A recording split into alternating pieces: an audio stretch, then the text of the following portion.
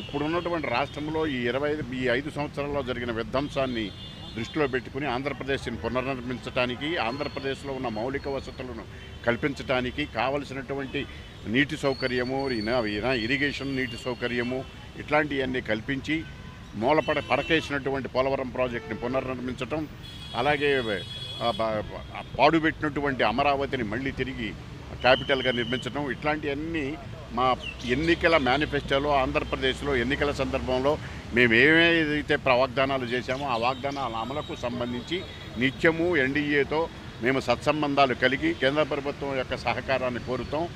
అదే దశల వారీగా, అంశాల వారీగా కొనసాగుతున్న ప్రక్రియ. ఈ ఒక మీటింగులో తీసుకునేటటువంటి నిర్ణయం కాదు.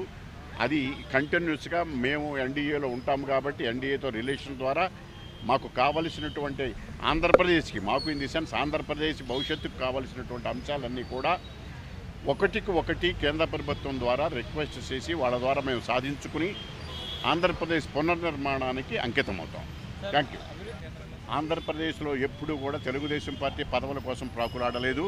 పదవుల గురించి మేము పదవులను కూడా పణంగా పెట్టి వాజ్పేయి గారి గవర్నమెంట్లో బయట నుండి సపోర్ట్ చేసి ఆంధ్రప్రదేశ్లో పదవులు తీసుకోకుండా 5 సంవత్సరాలు వాజ్పేయి గారి గవర్నమెంట్కి ఎటువంటి ఇంటర్ఫీరెన్స్ లేకుండా కొనసాగిందండి. అప్పుడు కూడా మేము ఎన్డీఏలో ఉన్నాం. కనుక ఆంధ్రప్రదేశ్కి పదవులు, తెలుగుదేశానికి పదవులు ముఖ్యం కాదు. ఆంధ్రప్రదేశ్ యొక్క అభివృద్ధి, సంక్షేమం, ప్రజల యొక్క బాగోగులు, ఆంధ్రప్రదేశ్ యొక్క ఉనికిని కాపాడటం అనేటువంటి ప్రధానమైనటువంటి ఎజెండా. ఆ ఎజెండా కోసం మేము సకల చర్యలు తీసుకుంటాం. దాంతో అదే ఉద్దేశంతో ఎన్డీఏ కోఆర్డినేషన్లో మేము కొనసాగుతాం.